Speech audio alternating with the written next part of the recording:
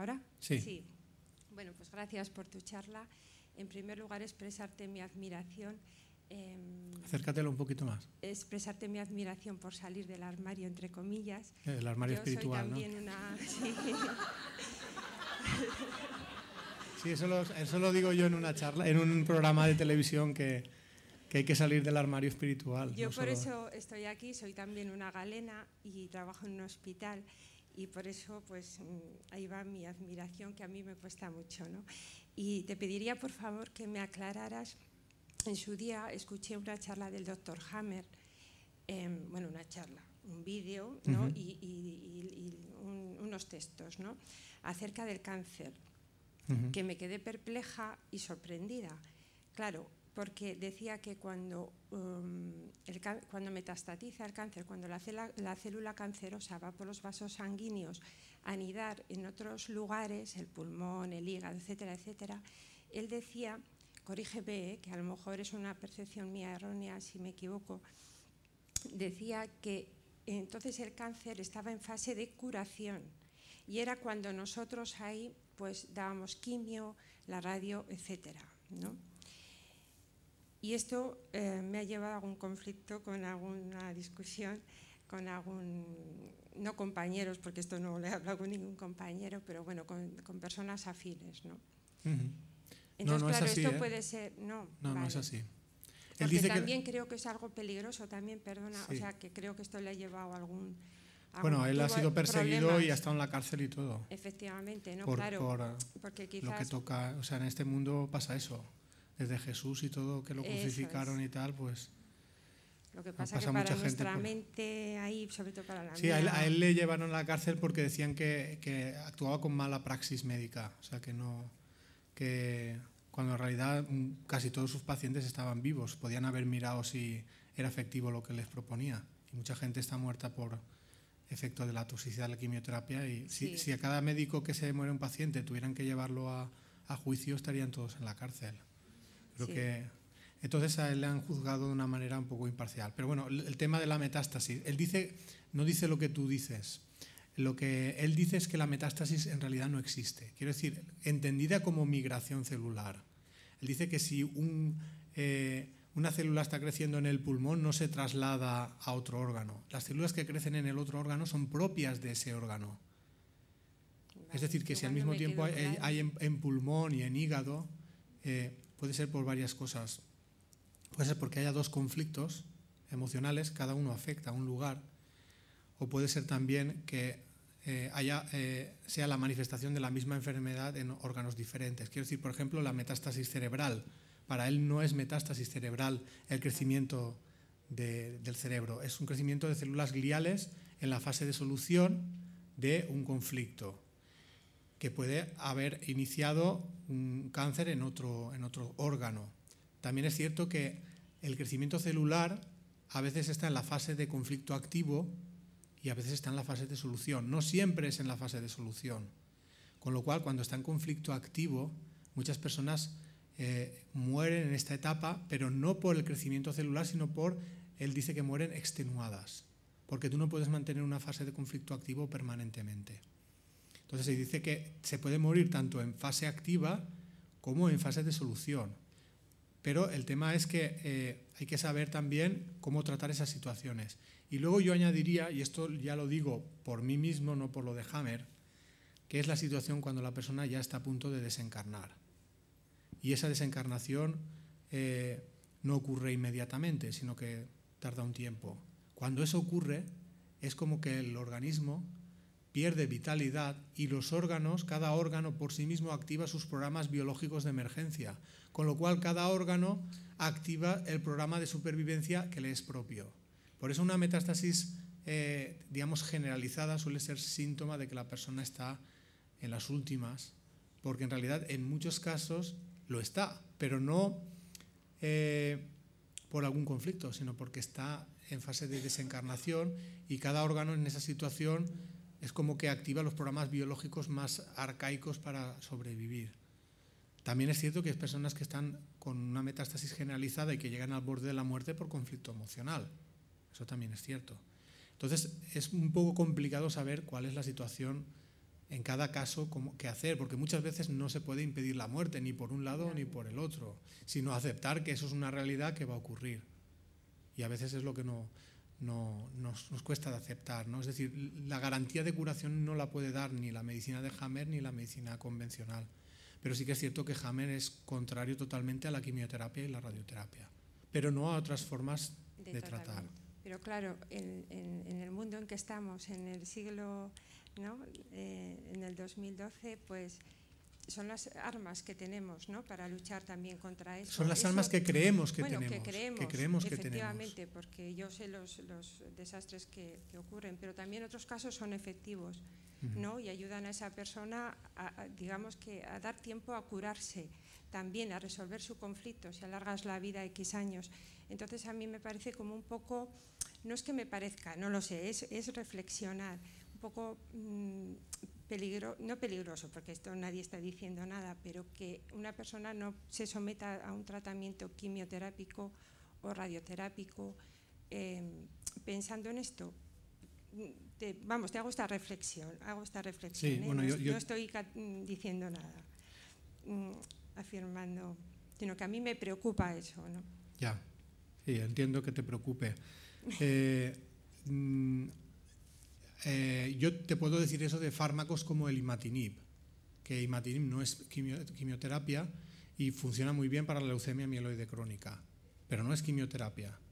Pero de la quimioterapia yo no te puedo decir lo mismo, porque la quimioterapia destruye el ADN y estos son daños irreparables. Entonces, el por qué está Hammer en contra de la quimio es por eso, porque primero no aportas un beneficio según su forma de ver las cosas y segundo por los efectos secundarios que tiene. Entonces, yo nunca le diré a nadie cómo se tiene que tratar.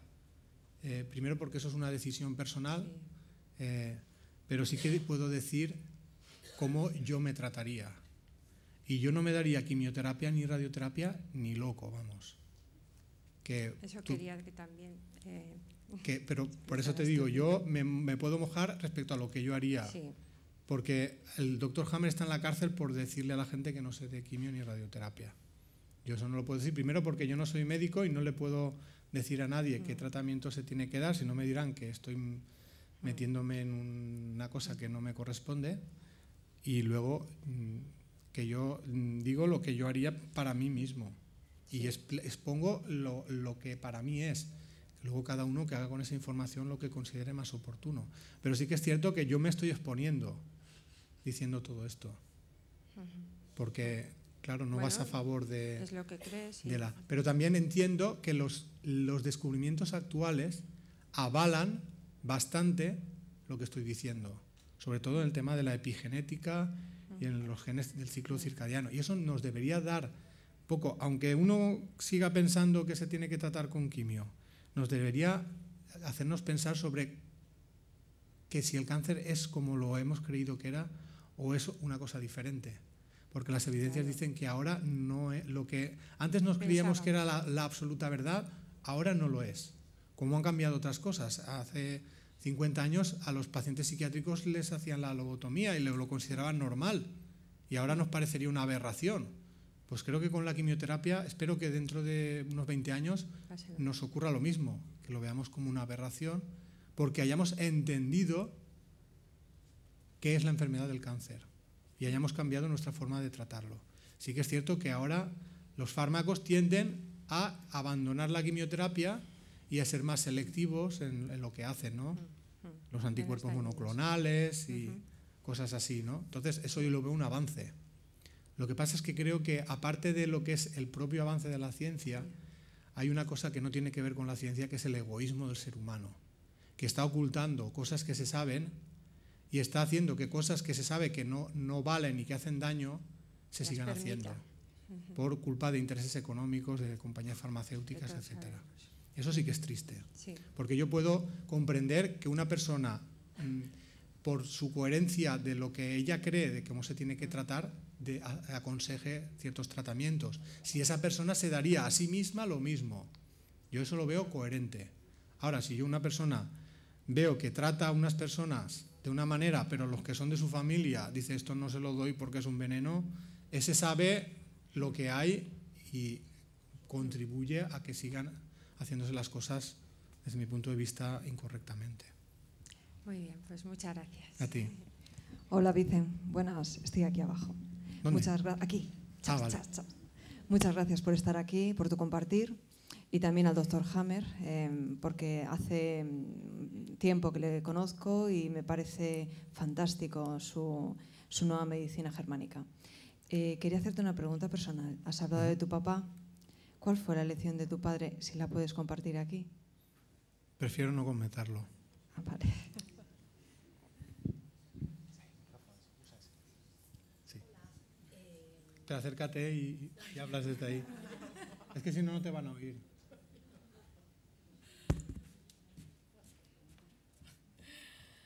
Hola, buenas. Acércate. Hola.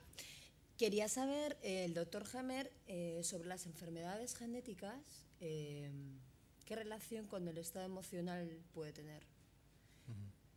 Bueno, como he comentado antes, las enfermedades congénitas no estarían explicadas por la medicina germánica, lo cual no quiere decir que todas las enfermedades genéticas sean congénitas, porque en realidad las alteraciones genéticas están en las células cancerosas, eso es innegable. Pero el doctor Hammer dirá que ese no es el principio de la enfermedad. Él te dirá que eso es una etapa intermedia, es decir, que los genes están alterados, pero no es la primera causa de la enfermedad. Entonces, una enfermedad que tiene alteraciones genéticas puede ser de origen emocional o puede no serlo. Pongámonos en el caso de que no lo sea, o sea, por ejemplo, una alteración genética heredada. Por ejemplo, la enfermedad de la fibrosis quística es una enfermedad por una alteración genética que se hereda de los padres. Esto la medicina germánica no lo puede abarcar. Él diría que eso es una enfermedad por una alteración genética y que ahí no hay conflicto emocional. Por lo tanto, lo que tienes que intentar es paliar las consecuencias de esa enfermedad. Es decir, que no todo se puede tratar cambiando a nivel emocional. Y, por supuesto, eso quiere decir que hay muchas cosas que hay que tratarlas farmacológicamente. Y cuando una persona tiene síntomas por una deficiencia física, hay que darle lo que necesite. Y a veces solo se podrá paliar la enfermedad y no curarla. Y los avances que han salido ahora pues, sobre los genes que están dormidos, que algunos se despiertan, y esos, ¿no?, son como que son comunes en muchos cánceres, ¿no?, se han descubierto ahora. ¿Y eso también tendría que ver algo con el estado emocional? Para mí sí. El estrés, yo qué sé, no sé. Sí, eso, Porque a ver. ¿De qué forma puede afectar el estado emocional al ADN? En realidad, que sean genes dormidos que se despiertan es como una simplificación, ¿no? En realidad esos genes están en todo el mundo y en algunas células cuando tienen una determinada actividad también esos genes están funcionando, se expresan normalmente. Pero sí que se ha visto que en las células cancerosas hay ciertos genes, digamos, que se expresan con mayor intensidad, ¿no? Y eso es lo que hace que la célula crezca rápidamente. Entonces, esos genes también se está viendo que a nivel emocional, lo que nos pasa a nivel emocional repercute en que esos genes estén expresando. Y eso ocurre a través de la epigenética. La epigenética, que es un poco complejo este tema, más o menos lo que viene a decir es que existe un control de los interruptores, de si los genes están enchufados o están desenchufados. Y se ha visto que en las células cancerosas hay muchos que en las normales están desenchufados, que en esas están enchufados. Pues eso se sabe que está controlado, por ejemplo, a nivel de trastornos emocionales, se ve que eso puede cambiar el estado de los enchufes, es decir, que estén enchufados o desenchufados a nivel genético. Eso también se ha visto que el insomnio prolongado enchufa y desenchufa esos interruptores y que en las células cancerosas eso está cambiado. Entonces, viene a ser como una confirmación de que el estado emocional, cuando repercute, por ejemplo, en el insomnio, cuando provoca traumas muy fuertes, cambia el estado de activación de los genes y por eso predispone a enfermedades. Muchas A ver, gracias. una pregunta. Sí. Buenas. Hola. Hola, soy Amaya y bueno, muchísimas gracias por tu conferencia, es muy bonita. Yo quería expresar una experiencia que hemos vivido. Nuestra hija se quedó embarazada y en la primera ecografía, a las 12 semanas, a nuestro nieto le detectaron un higroma quístico, el del grado máximo. Entonces, pues bueno, pues fue un embarazo tremendo, en el que le dijeron a nuestra hija lo que le podía, cómo podía venir nuestro nieto, todo lo que le podía pasar, y le ofrecieron incluso pues bueno, pues que tomase una decisión de que abortase, pues porque bueno, pues que iban a sufrir muchísimo, que no podría vivir y tal. Bueno, el sufrimiento que tuvimos en el embarazo fue tremendo. Nuestra hija decidió seguir para adelante porque tenía un niño anteriormente sano y tiró para adelante. Entonces, pues nuestra hija, yo misma, muchos miembros de nuestra familia nos pusimos a trabajar con la mente. Bueno, pues visualizábamos pues cómo eso se iba eliminando, bueno, de mil maneras, de mil maneras. Bueno, pues a los 9 meses, gracias a Dios, nuestro niño nació con un pellejito, nada, que cuando le vieron los médicos le dijeron, bueno, no te preocupes porque esto va a ser cirugía de estética en el caso de que a las 2 horas eso no le desaparezca. Bueno, cuando nosotros fuimos a ver al niño que ya había nacido, o sea, no tenía absolutamente nada. Bueno, pasó, yo creo que todos los médicos y todas las enfermeras por el hospital, porque, bueno, pues porque era un caso pues extraordinario, según dijeron. Y yo, vamos, pienso que fue tanto lo que trabajamos con nuestra mente, visualizando que eso, bueno, pues hacíamos lo que podíamos, en plan casero, que eso se iba a eliminar, que bueno, pues cuando fue a Madrid, bueno, pues le miraron por todas partes y bueno, y ya pues no sé si fue en el 6.º mes de embarazo, empezaron a buscar, que no había más que un pellejo.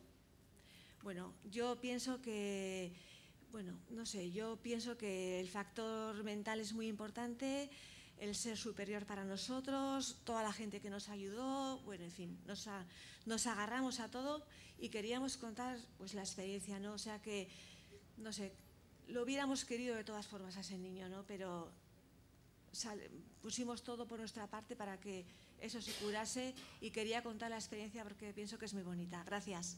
Gracias a ti por contarlo.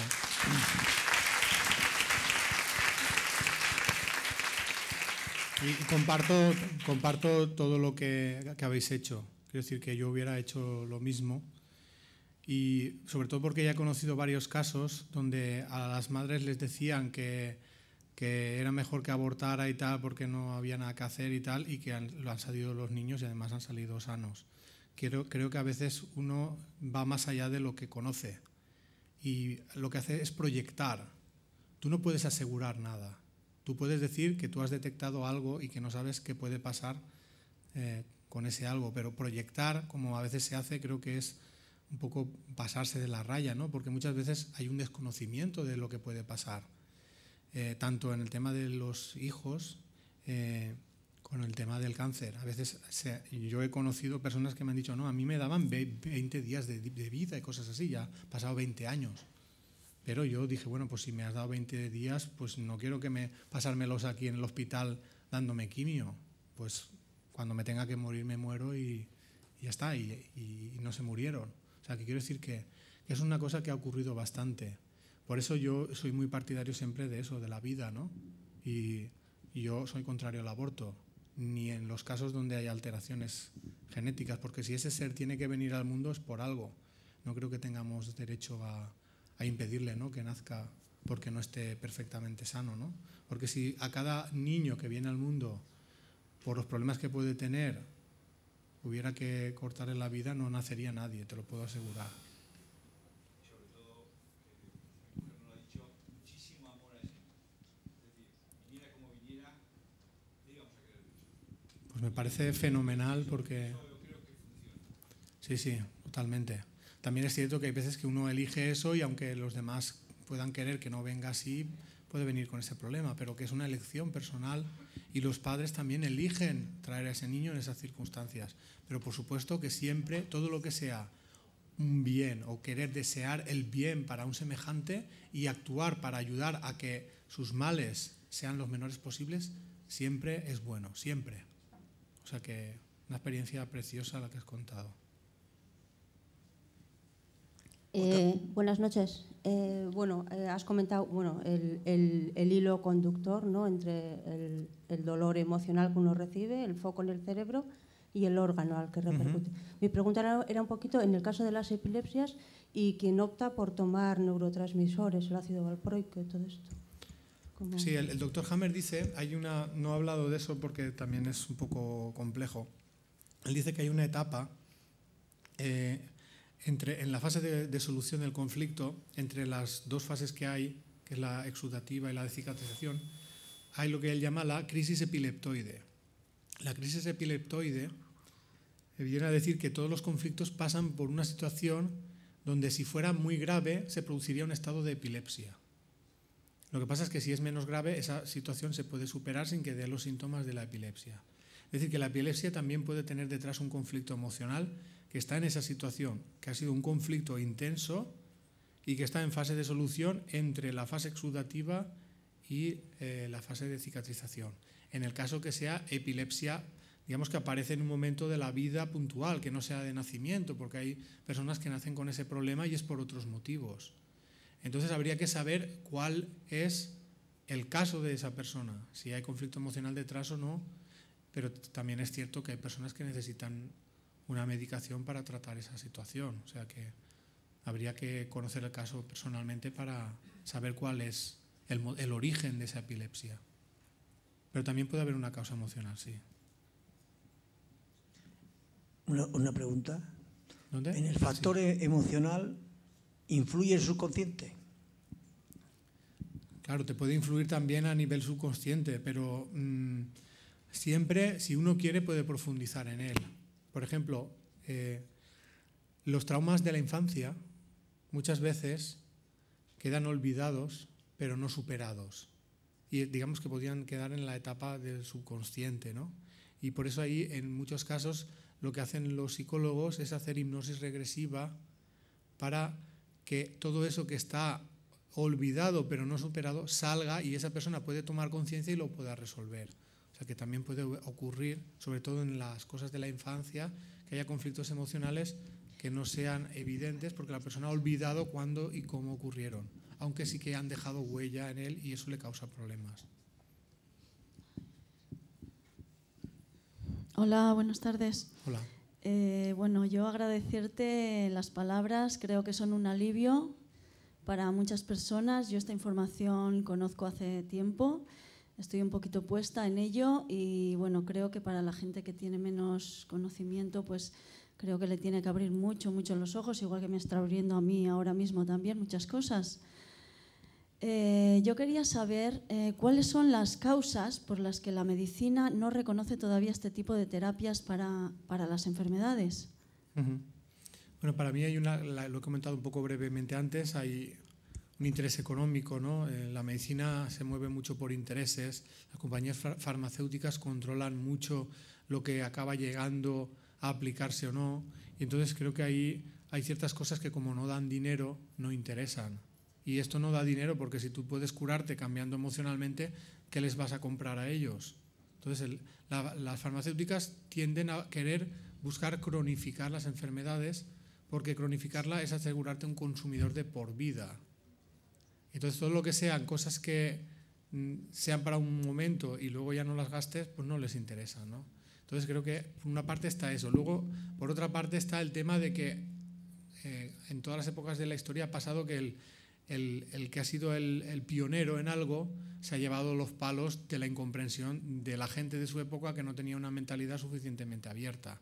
Entonces, igual que le pasó a Galileo, le han pasado a muchos científicos, ¿no? Que en su momento, pues más bien, y ahora porque a Hammer no le han podido quemar, si no lo hubieran quemado en la hoguera. Quiero decir que ocurre que hay personas con una genialidad por encima de la época que traen cosas buenas para la humanidad, pero que no son comprendidas por la mayoría. Y entonces esta mayoría evita que eso se aplique inmediatamente. Pero con el tiempo aparecen otros seres que ya están con la mentalidad más abierta, que dicen, ostras, pues si este hombre lo que dijo tenía mucho sentido, vamos a tirar del hilo a ver hasta dónde llegamos. Y entonces, pues a lo mejor 50 años después de muerto dicen, pues le deberíamos haber dado el premio Nobel y lo que hicimos fue encerrarlo en la cárcel. O sea, que puede ser por esos dos motivos, por ejemplo. Otra cosita, ¿dónde se encuentran esas terapias emocionales para la gente que está enferma ya o que tiene algún problema? Bueno, eso está un poco... o sea, médicos que traten conforme Hammer es muy difícil encontrarlos abiertamente, ¿no? Porque como les han prohibido ejercer, pues la verdad es que muy pocos médicos dirán que son seguidores de Hammer. Yo sí que puedo decir que hay médicos que incorporan la parte emocional, que intentan que la persona descubra y aparte pues tratar farmacológicamente. Por allí por Valencia está Vicente Herrera. Pero lo que es bueno de esto es que uno puede hacer su propia terapia. Quiero decir que si uno indaga en sí mismo, reconoce un conflicto e intenta resolverlo, él mismo está haciendo para curarse. Porque en realidad aquí lo que se propone es que nadie te puede curar, sino solo tú te puedes curar. Los demás te pueden ayudar a curarte. Entonces lo bueno de esto es que uno tiene herramientas para funcionar por sí mismo. Y luego también, pues si tiene un asesoramiento para la parte médica, pues de médicos naturópatas, homeópatas, que están un poco más en esta línea, pues entre lo que uno hace a nivel emocional, o también psicólogos, lo que uno hace a nivel emocional, la ayuda que puede recibir de un psicólogo por aquí, un homeópata por allá, Reiki por otro lado y tal, pues todo eso le puede ayudar. Entonces es un poco difícil decir tal persona o cual persona. Yo puedo ofrecer mi ayuda y mi asesoramiento, pero claro, mi capacidad de poder atender a mucha gente, pues o sea, tengo limitado, ¿no? Entonces, pero digamos que esto es una manera también para que uno mismo coja las riendas de cómo puede curarse, ¿no? De las enfermedades. Ya no te hace dependiente de las farmacéuticas o de la receta médica, ¿no? Yo te quería comentar, antes has unido, se une continuamente el tema de las emociones con las enfermedades, ¿no? Traumas que tú has vivido. Entonces, a mí siempre me ha impactado personas que han vivido enormes traumas, por ejemplo, la Segunda Guerra Mundial, campos de concentración, gente longeva que ha sabido superar todo eso. ¿Tienen algún tipo de genética especial? ¿Han sabido de alguna manera filtrar todas esas emociones? ¿Cuál es el proceso que te lleva a vivir unos traumas potentes y a salir de alguna manera regenerado o, no sé, bien de ese proceso, ¿no? Es una buena pregunta, ¿no? Me gustaría a mí también saberlo. Pienso que son personas que en cierta manera el sufrimiento que ellos vivieron no fue causado por lo que ellos hacían, sino más bien por lo que otros les hacían a ellos. Entonces, en cierta manera, ellos no generan egosentimientos tóxicos en ellos mismos, sino más bien sufren el egoísmo de otras personas. Entonces, cuando desaparece la causa de ese sufrimiento, digamos que les es relativamente sencillo curarse porque no procedía de su propio interior el sufrimiento que pasaban, sino del sufrimiento que otros les estaban provocando. Muchas personas que enferman, aparte de que pueda haber un estímulo exterior, suele haber algo interior en ellos que hace que no superen esa situación. Entonces, por eso digo que al final la clave está en el cambio que uno haga. Las situaciones pueden ser las mismas, pero cómo uno las afronta puede hacer o que esté sano o que esté enfermo, que sufra o tenga una vida más o menos normal. Hay personas que vemos situaciones en su vida muy fuertes que decimos, madre mía, y sin embargo los vemos felices, relativamente felices. Decimos, chapó por esa persona. Pues porque se ve que tiene una entereza interior que le hace afrontar las situaciones de dificultad con entereza, ¿no? Y eso lo lleva la madurez del interior espiritual y la voluntad en querer superarse, ¿no? Mientras que hay otras personas que pequeñas cosas de su vida pues se ahogan en un vaso de agua, ¿no? Como solemos decir. Entonces eso es porque a veces también el interior está poco preparado o, digamos, es perezoso a la hora de querer superar ciertas cosas, ¿no? Puede haber muchos motivos. También es cierto que habrá personas, claro, nosotros conocemos a los que la superaron, ¿no? También habrá personas que vivieron eso y no lo pudieron soportar, ¿no? Y solo ha quedado, digamos, unos pocos de muchos que había, ¿no? Hay personas que enferman cuando viene una situación de esa, pero no solo por las carencias físicas, falta de alimento, falta de higiene, sino que también por el sufrimiento tan intenso, ¿no?, que se sufre, ¿no? Sobre todo enfermedades respiratorias causadas por miedo. Las guerras suelen provocar ese tipo de enfermedades de origen emocional que van unidas a otros tipos de sufrimiento material. Pues si no tenéis nada más, lo dejamos aquí. Muchas gracias. Ah, sí, hay una pregunta.